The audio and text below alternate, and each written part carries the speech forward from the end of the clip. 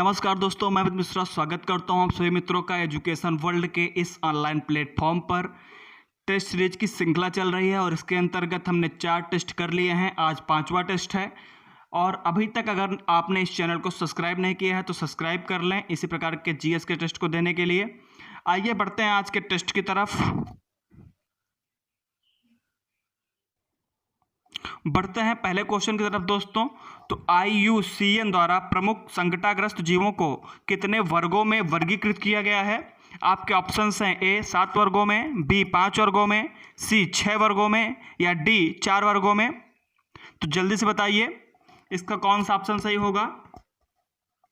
तो जो इसका सही ऑप्शन है दोस्तों वह है ऑप्शन A, इनको 7 वर्गों में रखा गया है, वर्गीकृत किया गया है। तो IUCN द्वारा प्रमुख संकटाग्रस्त जीवों को 7 वर्गों में वर्गीकृत किया गया है। यहाँ पर एक शब्द आया है IUCN दोस्तों, इसका फुल फॉर्म होता है international union for conservation of nature और इसकी स्थापना 5 अक्टूबर 1948 ईस्वी को फ्रांस में की गई थी। विश्व भर में विभिन्न प्रकार के पौधे एवं पशुओं की जातियों को संरक्षित करने के लिए एक संस्था का गठन किया गया था। इसी के तहत यह कार्य कर रहा था IUCN और इसी के अंतर्गत एक नई प्रकार की संस्था बनाई गई है जिसे आप जानते हैं रेड डाटा सूची जो तैयार की जाती है, लाल सूची जिसे आप जानते हैं। इसकी स्थापना 1963 ईस्वी में की गई। इसके अंतर्गत वो लुप्तप्राय जातियां विभिन्न पशुओं एवं वनस्पतियों की जो कि गायब होती जा रही हैं उनके संरक्षण करने के लिए इसमें प्रयास किए जाते हैं। जैसे कि अभी हाल ही में आप जानते हैं गौरैया एक संकटाग्रस्त जीव है, तो रेड डाटा सूची के अंतर्गत उसे रखा गया है। तो इसे 7 वर्गों में रखा गया है, ध्यान रखिएगा। बढ़ते हैं अगले क्वेश्चन की तरफ। तो मिनी माता रोग किस कारण से हुआ था? आपके ऑप्शंस हैं A पारा, B सीसा, C कैडमियम, D जस्ता। तो मिनी माता रोग किस कारण हुआ था दोस्तों, जल्दी से बताइए। तो जो इसका सही ऑप्शन है ऑप्शन A मिनी माता रोग पारा के कारण हुआ था। दोस्तों जो इसका पहला केस था मिनी माता का, यह जापान में 1953 ईस्वी में इसका पहला केस पाया गया था। तो पारा धातु के कारण इसमें मिनी माता रोग होता था। समुद्र में जो मछलियां होती दोस्तों उसके मस्तिष्क और जो शरीर की गंगा होती है उसमें कंपन को एक बढ़ा देता था पारे की मात्रा, और मछली जो व्यक्ति खाते थे उन्हें से फैला पारे की मात्रा मछलियों में ज़्यादा हो गई थी। फिर मछली सेवन करने वाले लोगों के बीच में यह बढ़ता गया और धीरे धीरे यह बहुत बड़ी महामारी का रूप लेता गया। तो मिनी माता रोग वो पारे से संबंधित है, याद रखिएगा इसको। बात करेंगे अगले क्वेश्चन की। तो नर्मदा बचाओ आंदोलन किसके नेतृत्व में प्रारंभ हुआ था, जल्दी से बताइए। A P Hegde, B CP Bhatia, C Medha Patkar, D Arundhati राय। जल्दी से बताइए नर्मदा बचाओ आंदोलन किसने प्रारंभ किया था। तो जिसका सही आंसर है दोस्तों वो है C मेधा पाटकर ने नर्मदा बचाओ आंदोलन प्रारंभ किया था। यह आंदोलन 1988 और 89 ईस्वी में चलाया गया था दोस्तों, और नर्मदा नदी पर एक बांध बनाया जा रहा था उस समय, सरदार सरोवर बांध 1961 ईस्वी की में। तब से यह विवाद चल रहा था और नर्मदा में बांध न बनाने के लिए ये तमाम प्रकार के राज्यों के बीच विवाद भी था कि उन्हें सही पानी नहीं मिल पाएगा। इसके कारण यह पहला ऐसा आंदोलन था जिसके अंतर्गत राष्ट्रीय स्तर पर यह विवाद निकल कर सामने आया नर्मदा बचाओ आंदोलन के लेके कि उस पर बांध बनाने से उसके पानी के बंटवारे को लेकर, उसके पानी के इस्तेमाल को लेकर तमाम राज्यों में विवाद और लोगों में विवाद था। तो यह पहला आंदोलन था। उसकी शुरुआत 1988-89 में हुई थी और 1989 ईस्वी में मेधा पाटकर ने इसका आंदोलन का जिम्मा संभाला था और राष्ट्रीय स्तर पर इसका विरोध भी किया था। तो यही था नर्मदा बचाओ आंदोलन। बढ़ते हैं अगले क्वेश्चन की तरफ। तो 15वां क्वेश्चन है जैव ईंधन किसके बीज से प्राप्त होता है, जल्दी से बताइए दोस्तों जैव ईंधन किसके बीज से प्राप्त होता है। A जामुन, B जकरांदा, जेट्रोफा या जूनिपर। जल्दी से बताइए दोस्तों। तो सर्वप्रथम यह जानते हैं कि जैव ईंधन क्या है। जैव ईंधन तो धरातल पर उपस्थित दोस्तों समस्त वनस्पति एवं जंतु पदार्थ जिनसे ऊष्मा, विद्युत या गतिज ऊर्जा उत्पन्न की जा सकती है वो सभी जैव ईंधन कहलाते हैं। और इसमें जेट्रोफा जो सही ऑप्शन है इसका, जेट्रोफा एक प्रकार का जैव ईंधन का रूप है। तो इसे याद रखिएगा, जेट्रोफा से जैव ईंधन प्राप्त होता है इसके बीज से। यह एक प्रकार का वनस्पति है दोस्तों, और यह भारत, अफ्रीका, उत्तरी अमेरिका, कैरिबियन आदि क्षेत्रों में पाया जाता है, और इसकी लगभग 175 प्रजातियां वनस्पति समूह की पाई जाती हैं। उसी में से एक है जेट्रोफा, और यह अर्धशुष्क क्षेत्रों में उत्पन्न होता है, जिसके कारण भारत, अफ्रीका, अमेरिका आदि देशों में इसकी अधिक मात्रा पाई जाती है। तो बढ़ते हैं अगले क्वेश्चन की तरफ। 16वां क्वेश्चन है, सूफी परंपरा में पीर से क्या आशय है? आपके ऑप्शन से हैं सर्वोच्च ईश्वर, सूफियों के गुरु, सूफी संतों के में सर्वश्रेष्ठ होते हैं, या सूफियों की आस्थाओं के लिए लड़ने वाला परंपरावादी शिक्षक हैं ये। तो सूफी में पीर क्या कहलाते हैं दोस्तों, जल्दी से बताइए। तो जिसका सही ऑप्शन है वह है ऑप्शन बी। सूफी में जो पीर होते हैं उन्हें मार्गदर्शक कहते हैं या गुरु कहते हैं, जो मार्गदर्शक करते हैं, हमारा मार्गदर्शन करते हैं, वो पीर कहलाते हैं सूफियों में। सूफी क्या है? तो यह इस्लाम का एक रहस्यमय पंथ है दोस्तों, और ये सादगी भरा जीवन व्यतीत करते हैं। तो इनको याद रखिएगा कि सूफी कौन है, और सूफी में पीर क्या कहलाते हैं? तो सूफियों के गुरु पीर कहलाते हैं। तो बढ़ते हैं अगले क्वेश्चन की तरफ दोस्तों। अगला क्वेश्चन है, गुरु गोविंद सिंह द्वारा खालसा पंथ की स्थापना किस वर्ष की गई थी? जल्दी से बताइए। 1599 ईस्वी में, 1699 ईस्वी में, 1707 ईस्वी में, या 1657 ईस्वी में? जल्दी से बताइए।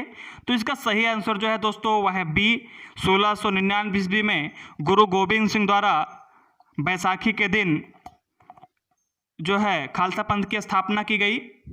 तो गुरु गोविंद सिंह के बारे में जानते हैं। तो गुरु गोविंद सिंह सिखों के 10वें गुरु थे, और 11 नवंबर 1674 ईस्वी को ये 10वें गुरु बने थे सिख धर्म के। जबकि आप जानते हैं सिख धर्म के संस्थापक गुरु नानक थे, और खालसा पंथ की शुरुआत 1699 ईस्वी में उन्होंने की थी। गुरु गोविंद सिंह का जन्म 5 जनवरी 1966 ईस्वी को पटना में हुआ था। एक बार क्वेश्चन पूछ लिया गया था कि इनका जन्म कहाँ हुआ था, तो पटना में इनका जन्म हुआ था, और 1966 ईस्वी में इनका जन्म हुआ था। ये दोनों पॉइंटों को आप याद रखिएगा, इंपॉर्टेंट है। तो बढ़ते हैं अगले क्वेश्चन की तरफ। रक्त के स्कंदन हेतु कौन सा विटामिन आवश्यक है? तो जल्दी से बताइए, रक्त के स्कंदन के लिए कौन सा विटामिन ज़्यादा आवश्यक है? जल्दी से बताइए। तो इसका जो सही ऑप्शन है ऑप्शन सी, विटामिन के रक्त के स्कंदन हेतु सबसे महत्वपूर्ण विटामिन है।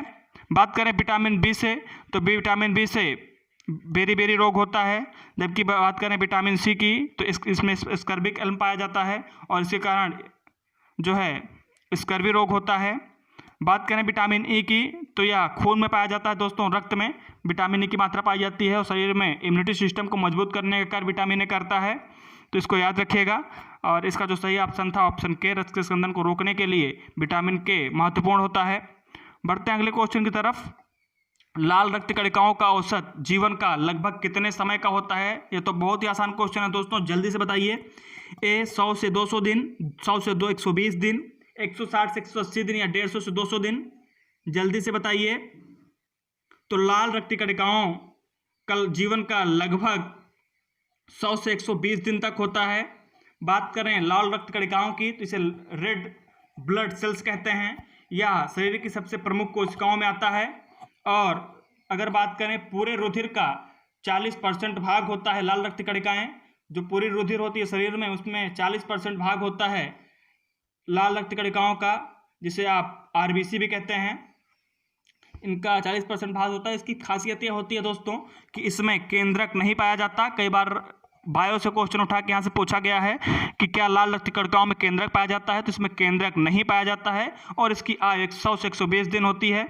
और इनका कार्य होता है आरबीसी का दोस्तों कि श्वसन अंगों से ऑक्सीजन लेके ये शरीर के विभिन्न अंगों तक पहुंचाने का कार्य करती हैं। तो यह एक बहुत महत्वपूर्ण कार्य है शरीर के लिए।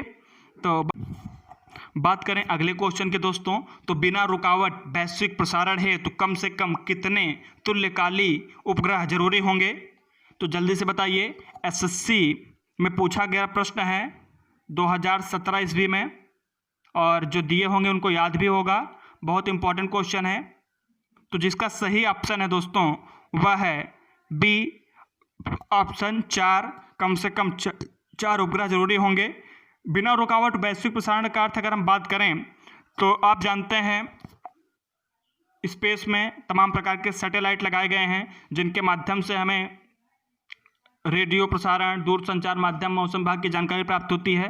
तो बिना रुकावट वैश्विक प्रसारण के लिए कम से कम कितने उपग्रह ऊपर अंतरिक्ष में लगाए जाने चाहिए? तो कम से कम 4 लगाने जाने चाहिए। और तुल्यकालिक उपग्रह की बात करें तो तुल्यकालिक उपग्रह क्या होते हैं? तो एक तुल्यकालिक उपग्रहों के प्रयोग से रेडियो प्रसारण, दूरसंचार, मौसम भविष्य, इन सब का जानकारी हम प्राप्त करते हैं और कार्य विभिन्न प्रकार के कार्य करते हैं। तो तुल्यकालिक उपग्रहों का कार्य यही होता है कि तमाम प्रकार के कार्य करें। बात करें अगले क्वेश्चन की, तो अगला क्वेश्चन है निम्नलिखित में से कौन सा एलपीजी का प्रमुख घटक है? जल्दी से बताइए। Option A methane, ethane, propane या ब्यूटेन। तो एलपीजी के प्रमुख घटक कौन कौन है दोस्तों? तो इसका ऑप्शन जो है वो सही है, ऑप्शन डी ब्यूटेन एलपीजी का प्रमुख घटक है। बात करें एलपीजी के घटकों की, तो इसका जो 2 प्रमुख घटक हैं प्रोपेन और ब्यूटेन। प्रोपेन और ब्यूटेन गैस मिलकर एलपीजी गैस का निर्माण करते हैं, जबकि प्राकृतिक गैसों में आप जानते हैं मीथेन और एथेन गैस पाई जाती है, जो कि एक हल्की गैस होती है। तो कभी कभी पूछा जा सकता है कि प्राकृतिक गैस में किसका मिश्रण सर्वाधिक होता है? तो सर्वाधिक मीथेन और एथेन गैस मिलकर बनाते हैं, जबकि एलपीजी गैस जो आप जानते हैं वो प्रोपेन और ब्यूटेन गैस से मिलकर बना होता है। तो दोनों क्वेश्चनों को आप याद रखिएगा। बात करें अगले क्वेश्चन की, तो निम्नलिखित में से कौन सा दिवस ऐसा है जो हर वर्ष किसी निश्चित तिथि पर नहीं मनाया जाता है? तो जल्दी से बताइए, आपके स्क्रीन पे है। अंतर्राष्ट्रीय मित्रता दिवस है, विश्व पर्यावास या हैबिटेट दिवस है, विश्व पर्यावरण दिवस है या अंतर्राष्ट्रीय महिला दिवस है? तो जल्दी से बताइए। जो इसका ऑप्शन होगा सही दोस्तों वो होगा ऑप्शन बी विश्व पर्यावास हैबिटेट दिवस किसी निश्चित तारीख को नहीं मनाया जाता है, जबकि अंतर्राष्ट्रीय मित्रता दिवस आप 30 जुलाई को मनाते हैं और इसकी शुरुआत 1958 ईस्वी से हुई थी वैश्विक स्तर पर। 30 जुलाई को हम अंतर्राष्ट्रीय मित्रता दिवस, जबकि 5 जून को विश्व पर्यावरण दिवस मनाते हैं, आप जानते ही हैं, जबकि 8 मार्च को हम मनाते हैं अंतर्राष्ट्रीय महिला दिवस। तो ये तीनों एक फिक्स दिवस डेट पर मनाए जाते हैं, जबकि बी पर्यावरण दिवस किसी निश्चित दिन नहीं मनाया जाता। बात करें अगले क्वेश्चन की, तो यह क्वेश्चन आपके लिए है फॉर यू। आपके लिए क्वेश्चन है कि राष्ट्रीय एकता परिषद NIC का अध्यक्ष कौन है? तो आप इसे कमेंट करके जरूर बताएंगे कि NIC का वर्तमान में अध्यक्ष कौन है या कौन होता है। प्रधानमंत्री होते हैं, वित्त मंत्री होते हैं, गृह मंत्री होते हैं या भारत का राष्ट्रपति NIC का प्रमुख अध्यक्ष होता है? तो इसको आप कमेंट बॉक्स में ज़रूर बताएं दोस्तों। धन्यवाद दोस्तों, मिलते हैं अगले टेस्ट के वीडियो में। अगर वीडियो पसंद आया हो तो लाइक करें, शेयर करें, सब्सक्राइब करें और दोस्तों के साथ शेयर करें। मिलते हैं अगले टेस्ट के वीडियो में। धन्यवाद।